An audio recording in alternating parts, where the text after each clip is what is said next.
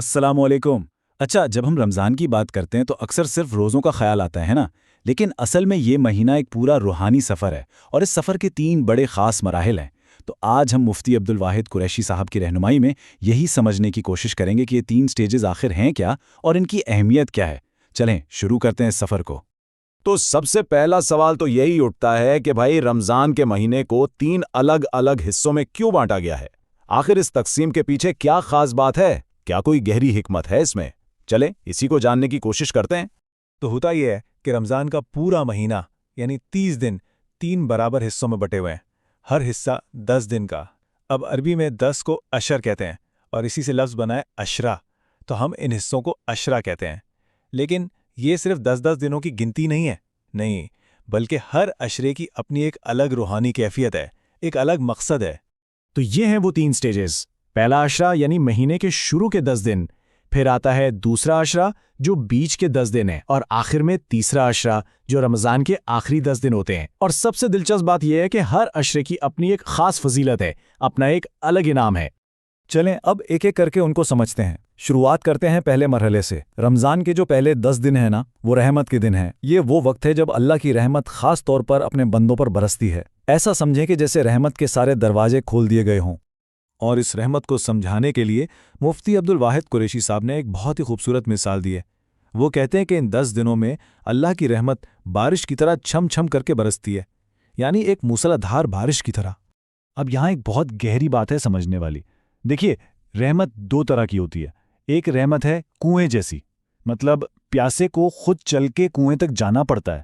لیکن ایک دوسری رحمت بھی ہے جو بارش کی طرح ہے، وہ خود سب پر برستی ہے۔ اس بات سے فرق نہیں پڑتا کہ کسی نے مانگا یا نہیں مانگا، کوئی اس کا حقدار ہے یا نہیں ہے۔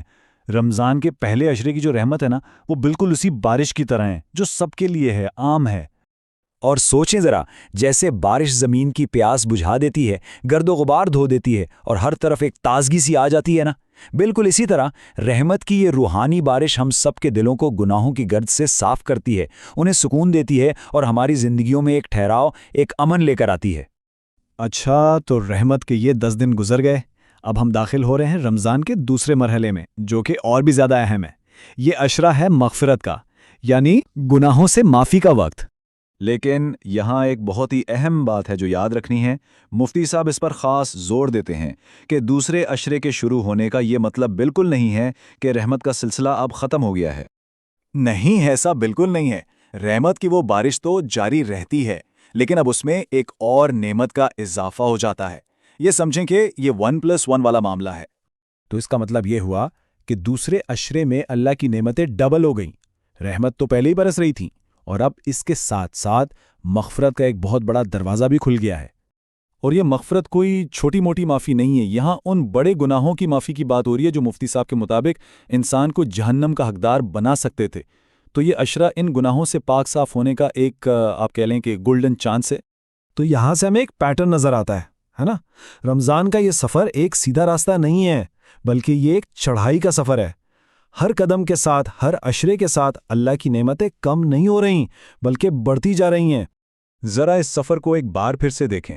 پہلے 10 دن صرف رحمت، پھر اگلے 10 دن رحمت پلس مغفرت، اور یہ سفر اپنے پیک پر پہنچتا ہے تیسرے عشرے میں، جہاں ایک ایسا انعام انتظار کر رہا ہے جو ان دونوں سے بھی بڑھ کر ہے۔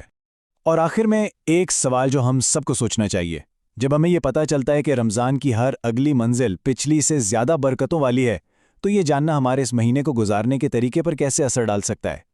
یہ سوچ شاید ہمیں اس مہینے سے بھرپور فائدہ اٹھانے میں بہت مدد دے۔